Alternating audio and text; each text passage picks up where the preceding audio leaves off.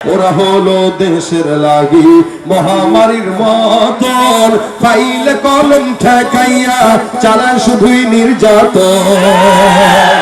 হলো দেশের লাগি মহামারীর মতন, ফাইলে কলম ঠেকাইয়া চালায় শুধুই নির্যাতন। ঘুষের টাকায় ওদের ভুরি, ঘুষের টাকায় ওদের ভুরি, করে যে টান টান। ওরা শিক্ষিত শয়তান, ওরা শিক্ষিত শয়তান, ওরা শিক্ষিত শয়তান। আছে না নাই?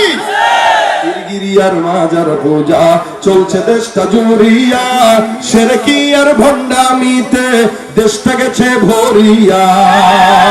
আর গাজার কলকিটান মারিয়া, গাজার কলকিটান মারিয়া দেখায় খাজার শান। ওরা শিক্ষিত শয়তান, ওরা শিক্ষিত শয়তান, ওরা শিক্ষাঙ্গনের দিকে ভাইরে দেখো না চোখ মেলিয়া, ছাত্ররা সব বই ছাড়িয়া থাকে শুধু প্রেম লইয়া। অস্ত্র সে তো সঙ্গের সাথী, অস্ত্র সে তো সঙ্গের সাথী, হইতে মাস্তান।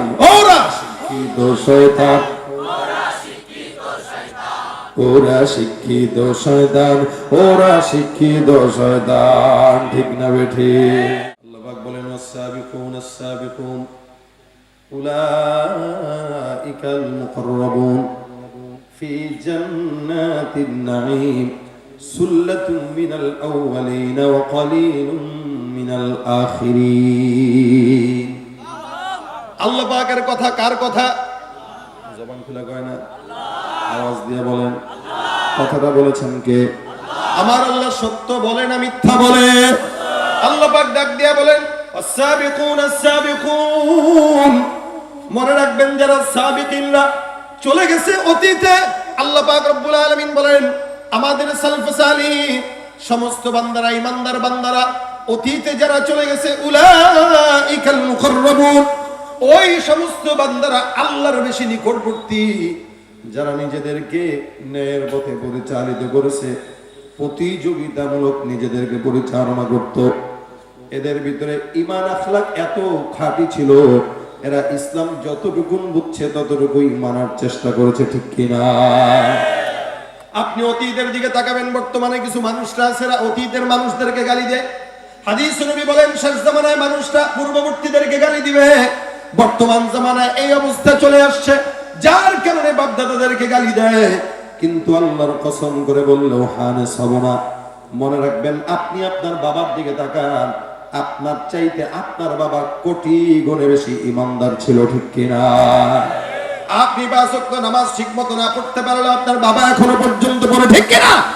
এ মুসলমান, আমরা আমাদের অতীতে দেখেছি, দাদাদেরকে দেখেছি, দাদিদেরকে দেখেছি, প্রত্যেকদিন সকালবেলা ফজরের নামাজের পর কোরআন তেলাওয়াত না করে কোনোদিন উঠানে আমাদের দাদিরা ঝাড়ি দিত না।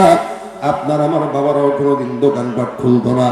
মাগরিবের নামাজের পরে সূরা ওয়াকিয়া না পাঠ করে অন্য কোনো কাজে যেত না। আমরা আমাদের বাবা মাদেরকে এরকম দেখেছি। আমি আমার বাবার কথাও যদি বলি, আপনি আপনার বাবার চিন্তা করেন। আমি আমার বুঝ হওয়ার পর থেকে আমার বাবাকে দেখেছি, আমার বাবার কোরআন তেলাওয়াতের আওয়াজে আমি সব সময় দেখতাম, এখনো পর্যন্ত দেখি। বাবার বয়স 70-এর উপরে হয়ে গেছে, এখনো পর্যন্ত এরকম হালতে দেখি। আগেও দেখেছি, বুঝ হওয়ার পর থেকে এখনো পর্যন্ত দেখি। ফজরের নামাজের পর, মাগরিবের নামাজের পর 2 বেলা আমার বাবা কোরআন তেলাওয়াত করতো।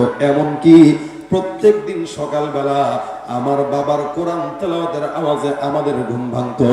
আর বর্তমান জামানার বাচ্চাদের ঘুম ভাঙে মা বাবার মোবাইলের, ইউটিউব আর ফেসবুকের আওয়াজে। এই হলো বর্তমানের হালত। এরপর আমরা কাফিরদেরকে গালি দিয়ে আল্লাহ বলেন ওয়াস-সাবিকুন আস-সাবিকুন উলাইকাল মুকাররাবুন ফি জান্নাতিন নাঈম সুল্লাতুম মিনাল আউওয়ালিন ওয়া কলিলুম মিনাল আখিরিন। যদিও আগের কাল জামানার মানুষদেরকে গালি দেয়, কিন্তু আল্লাহর কসম আল্লাহ বলেন, এ মুসলমান নবীর উম্মত, জামানা যত নবীর নিকটবর্তী, মানুষগুলো তত জান্নাতের নিকটবর্তী। আর জামানা যত নবীর থেকে দূরবর্তী, মানুষগুলো তত জান্নাত থেকে দূরবর্তী। কথাটা বুঝেন নাই মনে হয়? আল্লাহ পাক বলেন, এই মুসলমান খুব বুঝবেন, রাসূল করিম বিদায় হয়ে গেছে 1450 বছর হয়ে গেল। গত 10 বছর আগে যে সন্তান জন্মগ্রহণ করেছে, আজকে যে সন্তান জন্মগ্রহণ করলো, আজকের সন্তান থেকে 10 বছর আগের সন্তান রাসূলের 10 বছর থেকে নিকটবর্তী, রাসূলের জামানার 10 বছর আগে নিকটবর্তী। আজকের সন্তানটা আগামীকালের সন্তান থেকে একদিন হলেও রাসূলের নিকটবর্তী। সুতরাং আল্লাহ বলেন, যেই বান্দা যত নবীর নিকটবর্তী, ওই বান্দা তত আল্লাহর নিকটবর্তী হয়ে যায়। সুবহানাল্লাহ। এ মুসলমান, এই কারণে আকাবিরদেরকে গালি দিয়েন না, মা বাবাকে গালি দিয়েন না, বলেন না যে এরা ইসলাম বুঝে না। ইসলাম না বুঝলেও জান্নাত বুঝা তারপরে কবরে গেছে। আর বর্তমান মানুষেরা ইসলাম বুঝে, জ্ঞান বুঝে, শিক্ষাও বুঝে, লেকিন শয়তানও যেমন শয়তান, এই বান্দাটাও ঠিক তেমনই মানুষ, শয়তান, ঠিক কিনা? ওরা হলো দেশের লাগি মহামারীর মতন, ফাইলে কলম ঠেকাইয়া চালায় শুধুই নির্যাতন। হলো দেশের লাগি মহামারীর মতন, ফাইলে কলম ঠেকাইয়া চালায় শুধুই নির্যাতন। ঘুষের টাকায় ওদের ভুরি, ঘুষের টাকায় ওদের ভুরি, করে যে টান টান। ওরা শিক্ষিত শয়তান, ওরা শিক্ষিত শয়তান, ওরা শিক্ষিত শয়তান। আছে না নাই? গিরিয়ার মাজার পূজা চলছে দেশটা জুড়িয়া, শিরকি আর ভণ্ডামিতে দেশটা গেছে ভরিয়া।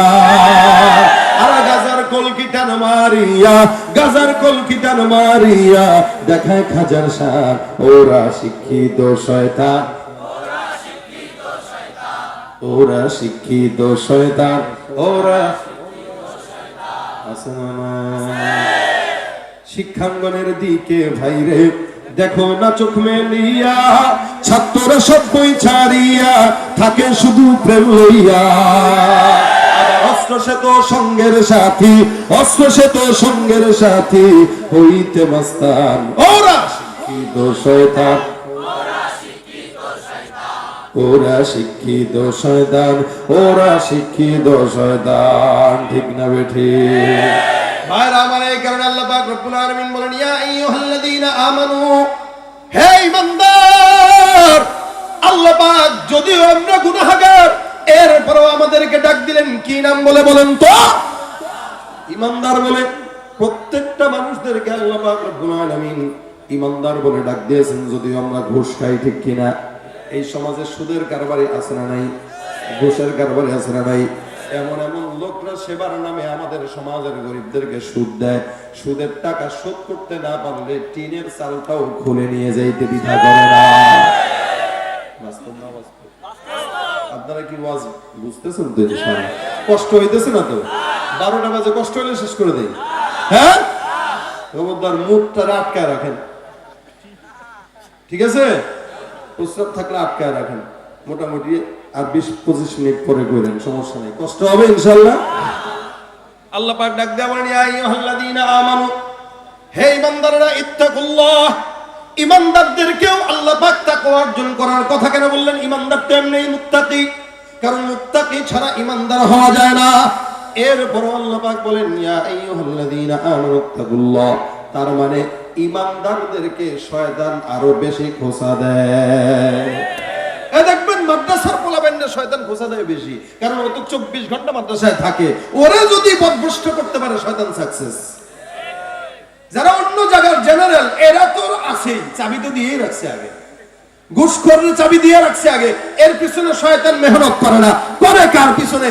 দ্বীনের লাইনে যে চলে, তাবলীগে যে যায়, জিকির যে করে, চরমনায় যে যায়, আল্লাহর মজলিসে যে বসে, এর পিছনে শয়তান মেহনত করে। কারণ এইটারে গোমরা করতে পারলে শয়তান সাকসেস। এজন্য আল্লাহ বলেন, ইয়া আইয়ুহাল্লাযীনা আমানু ইত্তাকুল্লাহ। মুমিনের দল, ঈমানদার তো হয়েছে বুঝলাম, ঈমানদার তো হয়েছে বুঝলাম, তবে আল্লাহর ভয় রাখো। খবরদার, ঈমানটাকে টাকার বিনিময়ে বিক্রি করা যাবে না। আল্লাহ পাক এই কারণে বান্দাকে বলেন, ইত্তাকুল্লাহ, তাকওয়া অর্জন করো। এই জিনিসটা বান্দার জন্য সবচাইতে বড় মেডিসিন।